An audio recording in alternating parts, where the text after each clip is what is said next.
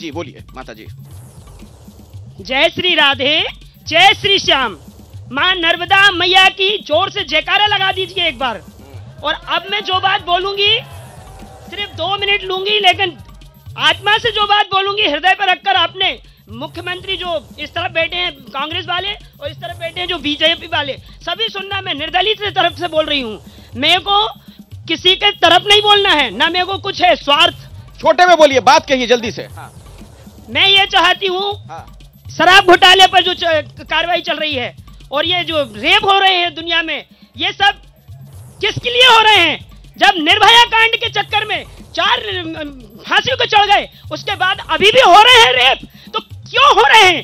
क्या कानूनी कार्रवाई कम हो रही है? कौन की तरफ से कम हो रही है? मैं दोनों की तरफ से बोलती हूँ। चलिए, तो दोनों की तरफ से इनका सवाल है। कानून व्यवस्था को लेकर ही कुछ कहना चाह रही थी। इधर कोई कुछ कहना चाह रहा है? किसी के पास कोई सवाल हो तो पूछ सकते हैं। सवाल पूछिएगा। बातें बहुत होगी आप लोग की, बोलिए। हाँ भैया, जैसे अभी इनने जन आशीर्वाद यात्रा को लेकर सवाल उठाए थे, इनकी जन आक्रोश यात्रा की स्थिति तो देखिए कि इनमें मन में ही आक्रोश है और ये जन आशीर्वाद यात्रा पे सवाल उठा रहे हैं और जन आशीर्वाद यात्रा की बात कर रहे हैं। हमारे टेंट से ज्यादा तो हमारी जनसंख्या थी वहां पर, जिन जनसंख्या ने भर भर के आशीर्वाद दिया उस आशीर्वाद यात्रा को। 18 साल बाद भी आशीर्वाद मांग रहे हैं। 18 साल में इन्होंने विकास किया होता तो आशीर्वाद की आवश्यकता नहीं पड़ती। और आज मैं आप भ्रष्टाचार की बताता हूँ, लोकल की। यहाँ पर एक सरकारी राशन की दुकान है जिसका राशन बाजार में बिकने आ गया। ये बताएं, या मैं पूछना चाहता हूँ, हन्ने जी बताएं कि वो राशन बाजार में कैसे बिकने आ गया? ये इनका अहंकार बोल रहा है कि जीतने के बाद आशीर्वाद की आवश्यकता नहीं पड़ती। ये है कांग्रेस के संस्कार और मानसिकता। भ्रष्टाचार पे मैं इनको बता दूं, इनके घमंडिया गठबंधन जो बना है, ये यदि जाएंगे जनता के बीच जाएंगे तो आदर्श घोटाला याद आएगा, वो वोट घोटाला याद आएगा, कॉमनवेल्थ घोटाला याद आएगा और जीजा जी घोटाला याद आएगा। यहाँ आप ये पता करने आए कि अगला मुख्यमंत्री कौन बनेगा। पिछले 18 प्लस 20 साल से मुख्यमंत्री जो बना हुआ है उसने इस प्रदेश के सारे युवाओं को धार्मिक यात्रा और भंडारे तक सीमित कर दिया है। अगला मुख्यमंत्री कमलनाथ बनेगा और इस प्रदेश के पूरे युवाओं को फिर से रोजगार देगा। हाँ, इधर पीछे। हाँ, आप लोग कुछ कहना चाह रहे थे। इधर कोई कुछ कहना चाह रहा है? क्या बोलना है? बीएड कॉलेज का क्या हुआ? पिछले 20 सालों से मध्य प्रदेश में भारतीय जनता पार्टी की सरकार है। बीएड यहाँ कुछ किसान थे, मुझे बताया गया था कुछ बोलना चाह रहे हैं, अपनी बात रखना चाह रहे हैं, तो बोलिए तो सही, खड़े होइए। यहाँ किसानों की हालत बहुत खराब है। हाँ। अभी जैसे अभी आज ही बीमा बटा, तो बीमा बटा तो उसमें ऐसे प्रचार प्रसार करते जैसे अपने जेब से पैसा दे रहा हूँ। हम लोगों को प्रीमियम कटता है, उसके बाद पैसा देते हैं। उसके बाद में अभी मुआवजा, यहाँ पे फसल खराब है पूरी, तो राहत राशि देना चाहिए। आप लगातार वीडियो बना रहे हैं, कुछ कहना चाह रहे हैं तो बोलिए। फोटोग्राफी के लिए आए क्या आप? बोलिए, कुछ कहना चाह रहे हैं? यहाँ ग्वालियर के रहने वाले हैं। अच्छा। एमपी के ही हैं। हाँ। और शिवराज सिंह ही मुख्यमंत्री बनेंगे किसी भी हालत में, कोई कुछ भी कर ले। तो शिवराज जी तो खुद ही पूछ रहे हैं कि मैं चुनाव लड़ूं या ना लड़ूं, तो जनता से पूछ रहे हैं।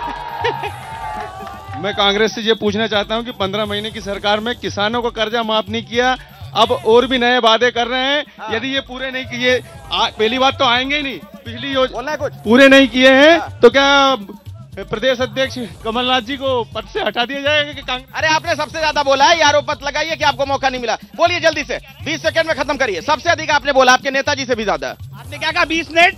आप देखिए, मैं कुछ बोलूंगा नहीं, आप समझ जाएंगे। 1 2 10 तक गिनिएगा और माफ। उसका क्या हुआ याद है आपको? 1 2 3 4 क्या? नथिंग। समझ गए आप? आपने बना कर्जा माफ होगा। शिवराज सिंह चौहान के भाई का कर्जा माफ हुआ और विधानसभा में कमल पटेल ने स्वीकारा कि कर्जा माफ हुआ किसानों का। ये भारतीय जनता पार्टी के लोग हैं, पहले अपने मंत्रियों के बयान को ध्यान में रखा करो कि कमल पटेल ने विधानसभा में स्वीकार किया है कि कर्जा माफ हुआ है। बोलिए, इधर से कोई कुछ कहना चाह रहा है? मैं ये कहना चाहता हूं कि 15 महीने की सरकार में इन्होंने वादा किया था 4000 युवाओं को देंगे, 4 रुपए किसी को नहीं दिए। मुख्यमंत्री कन्यादान योजना बंद कर दी, 50,000 का बोला, 5 रुपए किसी को नहीं दिया। पाप किया कन्यादान योजना बंद करके। मध्य प्रदेश की जनता इनको बताएगी। 51,000 रुपए करे थे कन्यादान योजना के, नाकी बंद करी थी। ये सरासर झूठ बोलने वाले लोग हैं और जनता के बीच में जबरन भ्रामक प्रचार करते हैं, इसके अलावा कोई काम नहीं है। ये कह रहे हैं कि आप लोग सिर्फ प्रचार करते हैं, काम कुछ नहीं किया है। ये मैं सबसे पहले तो इस बात का जवाब देना चाहता हूं, जैसा कि इन्होंने कहा कि बीजेपी ने रोजगार नहीं दिए। मैं इनसे पूछना चाहता हूं कि दिग्विजय सिंह की सरकार में जो हमारे डेली वेजेस के कर्मचारी थे उनको हटा दिया गया था, और 2003 में जब हमारी शासन आए वहां भारतीय ने वो डेली वेजेस के कर्मचारियों को पूरा बहाल किया था। वो बेचारे भूखे मरने पे मजबूर थे। हमारे सरकारी डिपार्टमेंट पे तनख्वाह देने के लिए पैसा नहीं था, और सरकार के पास, और जैसे ही बीजेपी सरकार आई तो हमारे पास, हमने तनख्वाह भी दी, हमने डेली वेजेस कर्मचारियों को बहाल। समझ गया, मतलब आप लोगों की जब सरकार रही कांग्रेस का लंबे वक्त तक तो सरकारी खजाना खाली कर दिया था आप लोगों ने? बिल्कुल नहीं। कमलनाथ जी ने किसानों का भी कर्जा माफ किया। 27 लाख किसानों का कर्जा माफ हुआ। उसमें कृषि मंत्री कमल पटेल के परिवार, मुख्यमंत्री शिवराज सिंह चौहान के परिवार का भी, और जो हमारे साथी खड़े इनके गांव में भी हुए हैं। खबरों की तह तक जाना और सच खोज के लाना ताकि आप रहें आगे। इसी सोच के साथ हम निकलते हैं खबरों की जमीनी हकीकत जानने। मणिपुर से लगातार कई दिन तक खबरें पहुंचाना हो, या फिर हरियाणा में भड़की हिंसा के हर पहलू को सबके सामने लाना हो, हम बिना थके आप तक खबरें पहुंचाते रहें। पब्लिक इंटरेस्ट यानी आपके हित की बात। देखते रहिए पब्लिक इंटरेस्ट सिर्फ एबीपी न्यूज पर।